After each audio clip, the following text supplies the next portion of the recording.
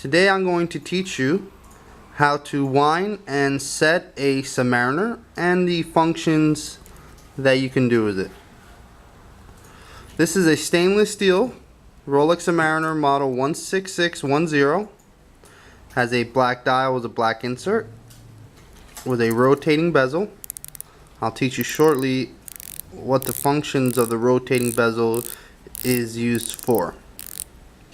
Let's start by winding the watch in case you haven't worn it for a while and the movement does stop.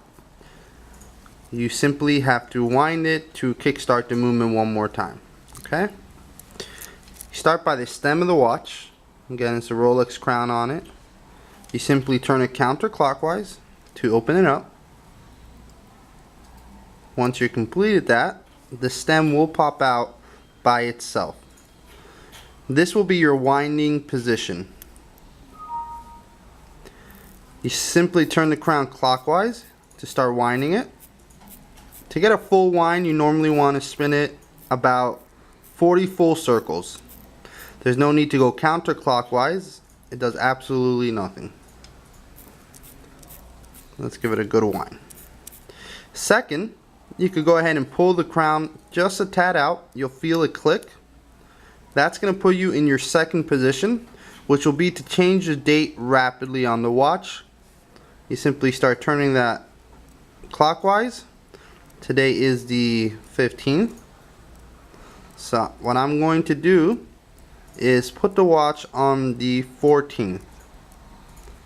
And I'll show you why in a minute. Okay.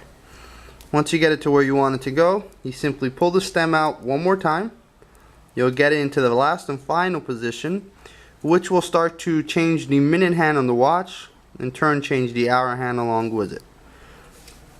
Okay, so what I actually want to do is pass the 12 o'clock marker to see whether I'm on AM or PM.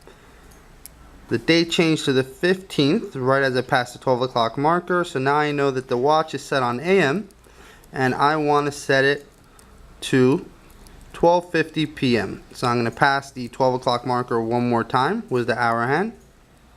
The day wheel stayed the same at the 15th, so now I'm on PM. And I'm actually going to put it to 4 o'clock. Once that's done, you have your time, you have your date. You simply push the crown back in. That's going to put you back in the winding position. Give it a couple more spins. Then push down and turn clockwise to screw the crown back onto the watch. It's very important to make sure that it's screwed down all the way so that no air or water can enter inside the movement. Okay, this Submariner is designed as a diver's watch, and it comes equipped with a diver's extension, meaning if you were to wear a swimsuit, you want to put it over it. You can see there's two links under the band. To open it, you'll see a little metal ring, a little circle on one of the links. You push down on it and up. It'll unlock the two links, which will then let you extend the watch to wear over a diver's suit. You simply will close it, and it will fit, higher up on your arm, so you can keep it underwater with you. I'm going to put it back now. To put it back, you simply flip the metal piece back in, and this will click right back into itself. Okay. Now the other function this watch does is you have this rotating bezel. If you look here, it gives you about an hour's worth of time. You have 12 o'clock, 10, 20, 5, 10, 20, 15, 20, all the way to a full hour.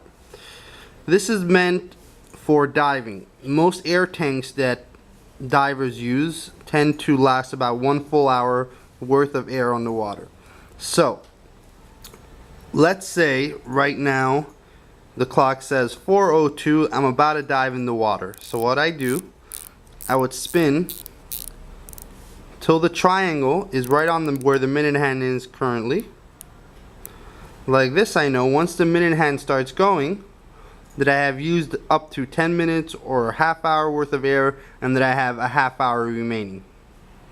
The reason why the bezel does not spin the other way is because they don't want you to think, if it were to spin back down to say where the 10 o'clock marker is, they don't want you to think you have 10 minutes additional air than you actually do. So they only let it rotate one way. It's always better to know you have more air than less air.